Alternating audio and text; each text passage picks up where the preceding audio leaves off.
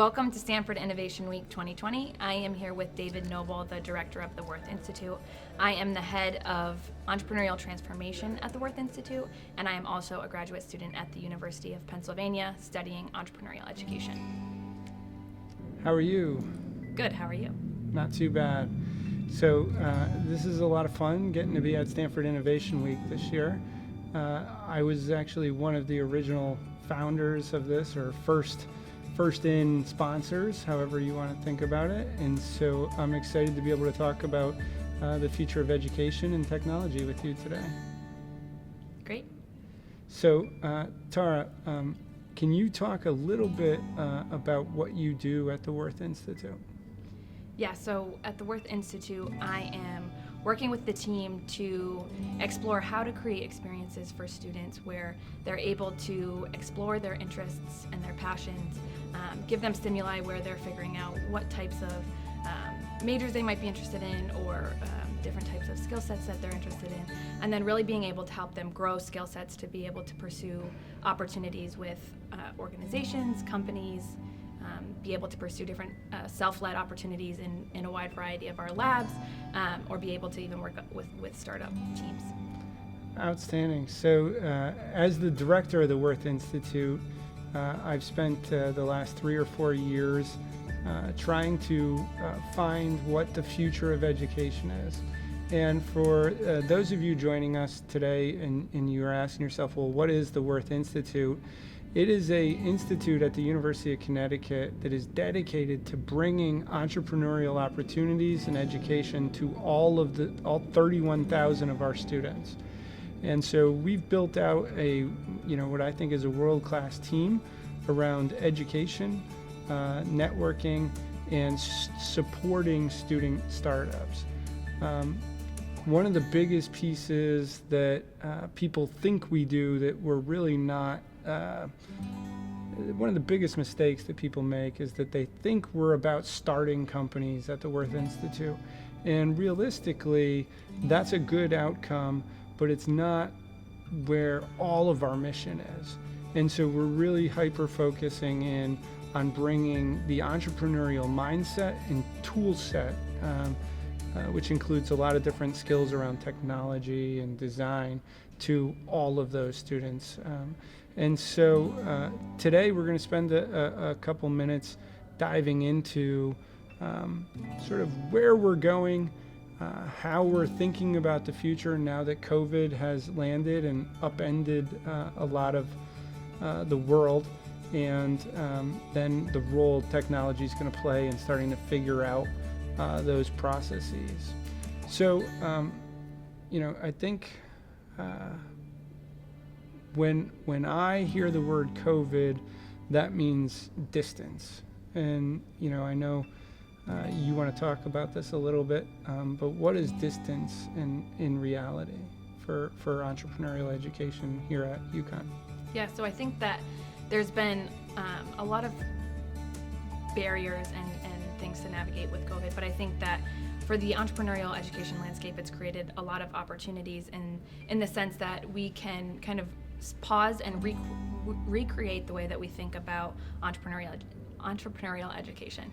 So I think that there are a lot of ways that we can be leveraging technology to start to be able to provide students with skill sets, self-led opportunities where students can be pursuing different opportunities, leveraging different technologies, whether that's learning how to code or learning the design thinking process. I think some of these new modalities and new technologies can help to enhance the students' ability to be able to explore new technologies, explore new skill sets. And I think that there's definitely an opportunity to start to create more synergy between the curriculum and co-curricular experiences. And so a lot of times I think skill sets are the stimuli may be created in the classroom, but then a lot of that is self-led or co-curricular experiences where students really get to start to develop those skill sets. And so being in a virtual world, I think that there's opportunity to start to identify synergies where students can be, we can offer them stimuli, and then there's a direct connection to being able to build different skill sets or explore different types of opportunities that students are interested in. So this skill set framework is something we've talked about a lot, right?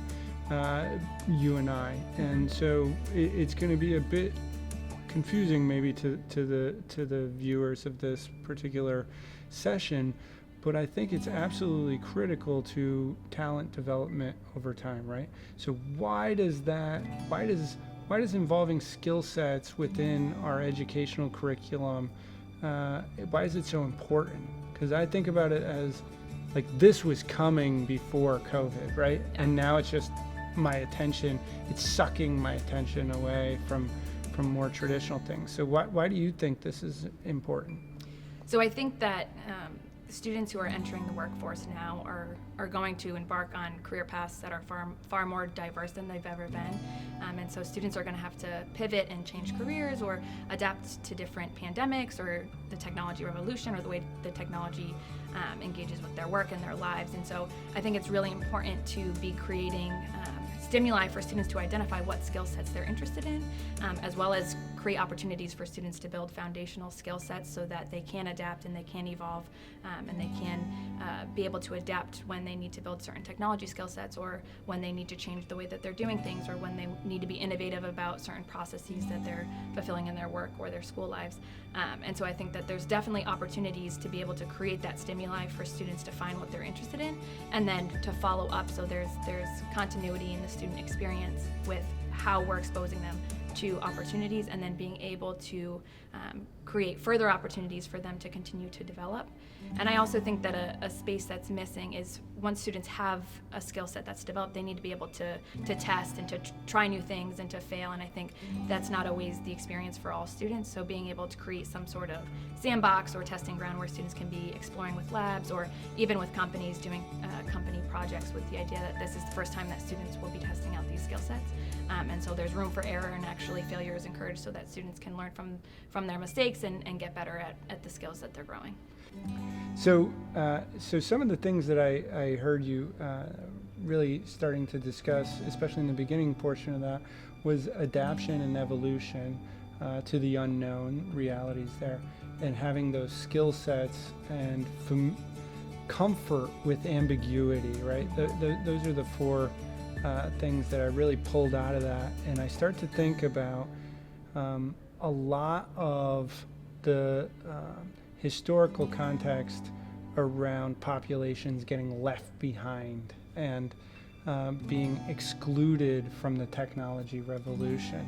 And so where I think where you're going, and I want to further explore, is sort of how do we build systems that allow for others that can become that dynamic part of the workforce? How can we help students go beyond learning things and actually being able to seek out and learn new skills and knowledge by themselves or in other modalities moving forward? I think what's unique about entrepreneurial education is it's really great at tying together things that don't necessarily work together. And so in that sense, interdisciplinary collaboration is necessary for innovation. And so in that way, we're encouraging students to work with students of different majors, students of different backgrounds. And so bringing together diverse students and creating spaces for them to collaborate and innovate together, it's amazing what students can really come up with. So what does that mean, spaces to collaborate and innovate together, right? I mean, that's an abstract concept, but can we dive into some of the real physical assets that we're either built or are building? Yeah, so I think one of the things that we've been working on is networks. So being able to bring in professionals who can speak to their entrepreneurial experiences and can connect with students based on their profession. And so bringing in students of all majors who have interests in kind of connecting with certain professionals and networking with them. I think that helps, and that's the beginning piece where we're starting to expose them to some stimuli where they can start to explore their interests and see where their passions are and maybe where they want to continue skill building in certain areas. I think in terms of spaces where students can collaborate, I think from a infrastructure standpoint, the university should be creating spaces for students to work on class projects, or if students are interested in the design thinking process, or kind of starting a business or things like that, different spaces where they can go and they have access to resources that are going to allow them to be successful in pursuing those types of opportunities. I think the physical spaces can also be a place where companies can come in and facilitate projects, so students can be, interdisciplinary teams of students can be working on real world problems and creating solutions to companies. And I think that there's a lot of opportunity for students to apply skill sets so that when they get into the stage where they're looking to apply for jobs, they have the experience that's going to make them most marketable to employers, and more successful with whatever they end up doing moving forward. So that's outstanding, and so we can tackle some of the physical spaces right away.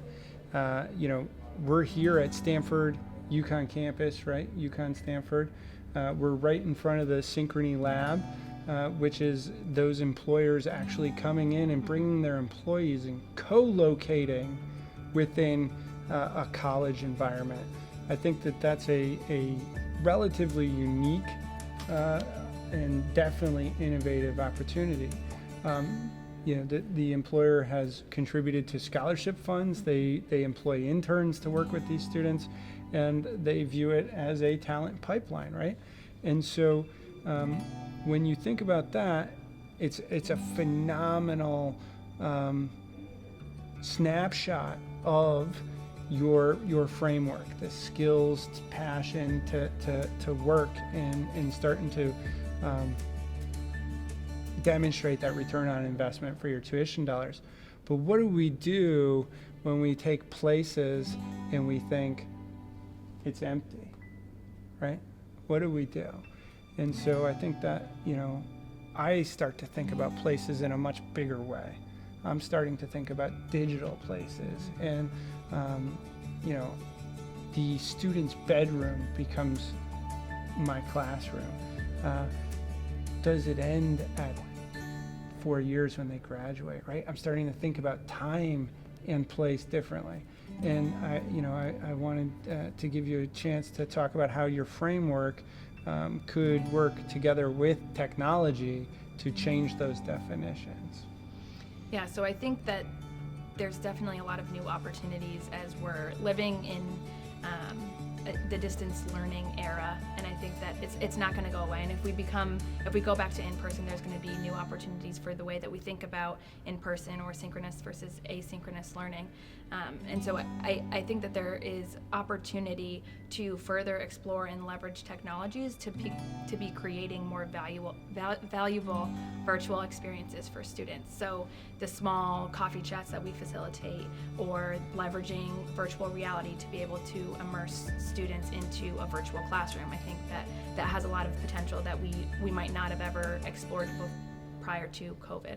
I also think that there's a lot of opportunity for different disciplines and different departments within the university setting to be collaborating together so that we can co-create experiences, so that the non-technical, some of the humanities or the non-technical professors can be collaborating with more of the technical professors or staff and faculty to be really thinking about how do we create quality learning that can be engaging for students. And I know we're interested in exploring the virtual reality as an opportunity to be able to create more meaningful experiences for students, and I think that has a lot of potential in terms of how we think about the classroom moving forward. So distance learning to virtual reality, I start to think about Masterclass and what they're doing. They're bringing celebrities, right? I think about what Coursera is doing, and they're bringing the employer pipeline, and start to contemplate how does a place, right? This is a regional university, a global university with a regional campus. How do we compete with the Coursera's in the future? Yeah, so I think one of the things that I would say is difficult about a platform like Coursera is the connection to the opportunities for students, because the courses are taken en masse by students and there's a lot of really great value, but where's the connection to then apply what's being learned? And so I think that the value of being with a university like UConn is that we can create experiences for students to then build skill sets that are complementary to the knowledge that they're learning in the classroom, or build upon skill sets that were seeded in the classroom, and then be able to connect it to a testing ground or a sandbox where students are actually starting to apply those skill sets. And that application piece of the skill building, I think, is crucial to be able to set students up for success and allow them to test and try and innovate and again, going back to risk taking in terms of trying new things and being able to fail in a safe space of sorts before getting out and working. So I hear you. I hear you talking about that with regard to the actual university. And then I think to myself, well, there's a whole slew of ed tech entrepreneurs out there trying to steal my lunch, right? And actually, I want to encourage them, right? Like, this is, I think, much like fintech, it didn't destroy the banks, it actually made the banks stronger. I think ed tech will not destroy the university, it will make it stronger when we figure out how to collaborate and solve each other's problems. And so, I am thinking, what kind of advice would I give to an entrepreneur that wants to increase the success, the educational success of students? And right now, I see a lot of projects that are taking aim at the traditional things that universities do and just digitizing those components. But if I'm sitting here today thinking about the next 10 to 20 years of ed tech, I think that's where I want to be building technology that leverages the great knowledge within a university to be able to help students become more adaptive, right? To become more dynamic in the way they view the world and opportunity. And so, right away, it's not just about recreating a room in virtual reality, which is exciting and fun, but it's like, what are the things we can do in virtual reality that we can't do today? Right. I think too that the distance learning and the integration of technology into the educational experience is creating opportunity to really focus on the different types of learners. So there's opportunity to focus on students who learn really well through audio, or students who learn really well through video, or students who learn very well in a variety of capacities. And as we're exploring these technologies, we can start to tailor and leverage technologies to be able to better serve students and the way that they learn, rather than just the traditional classroom. 300 student lecture hall sitting for an hour where the professor is lecturing to them. So how would you advise entrepreneurs in the ed tech space to push forward? How would you look to harness the power of what they do with technology to the power of what we can do on the person face-to-face components or the skill development pieces? So I think it's starting to bring the ed tech entrepreneurs and the content knowledge experts together in a space where they're helping to inform. So the knowledge is already there, or the expertise is already there, but it's how to get that expertise or those opportunities out to students in a way that's digestible. I think one of the things that we've really seen over the pandemic is that short, small bites of information is kind of the way that this current generation learns, and I expect it to be the same with following generations. So figuring out how to be able to collaborate in a way where the ed tech entrepreneurs are constantly working with professors or with the content experts to be able to create experiences that both the content experts and the ed tech entrepreneurs can be proud of, and in a way where it's complementing or moving forward education rather than kind of fighting against the traditional way of education. Yeah, I really don't think we're going back to January 2020, right? And that's something, as an administrator at a major university, I think about is not not returning, but moving forward? And what are the lessons that are applicable to a world where we can congregate again in large groups? And then how do I leverage technology to be able to accomplish my goals, right? I think at the end of the day, we need a much more robust discussion around the role technology can play in interdisciplinarity, right? It's a buzzword in education that is used so often that it lacks true meaning. And, the difference between researchers and teachers is real. And I think there's interdisciplinarity there as well that isn't really, how can I say, really investigated and understood. How does research and teaching work together to enhance? It's just assumed that it does, right? Because, but creation of knowledge and diffusion of knowledge are two totally different things. And then once you get to the application stage, where you're talking about, it becomes really hard to connect it back to that creation piece.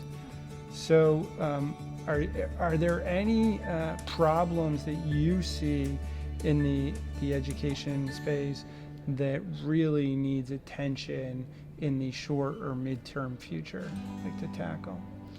So I think that students transitioning back into distance learning again this fall, it's the feedback that I've been seeing from students is that there's a lot more work than ever before in terms of kind of more like smaller incremental assignments in terms of the course load. And so I think that as we're looking to create new types of educational experiences, really allowing students to have a voice in that process and in the creation of new ed tech solutions or the way that faculty think about facilitating the classroom, because at the end of the day, the students are here to learn, and it's our role to make sure that they get the best experience possible. And so I think that as we pause and we start to think about ed tech integrating and figuring out how to disperse that knowledge to students, the students need to be at the forefront of the decisions and have a voice in how that evolves. And students who are going through it oftentimes have the best idea in terms of what potential solutions could be. Fascinating. So you want to actually involve the customers in the process of creating the product. Yes. Wow, that's truly revolutionary, right? So this has been fun, and I think to some extent we're speaking to the choir here, talking to each other, right? And I try to think, well, yeah, but what about this and what about that? I like ed tech. You're there on a pretty daily basis. I'm looking at products regularly. I'm trying to think through it. And the big question that I get to at the highest level question is, what is the value of what we're doing? How do we really explain that to our customers and the payees, their parents, right? Because that matters. It's no longer acceptable to just say, hey, you're going to have a better job if you go to college, right? And so from where you're sitting, you're a student and a worker, right? What is the value of higher education? So I think the value of education is being able to capture students at age 18, help them to figure out where they're really interested in and kind of where they want to be in terms of their trajectory or their growth, and being able to create diverse and unique experiences for them that will make them marketable to employers and really help them figure out what they're passionate about and be able to leave UConn with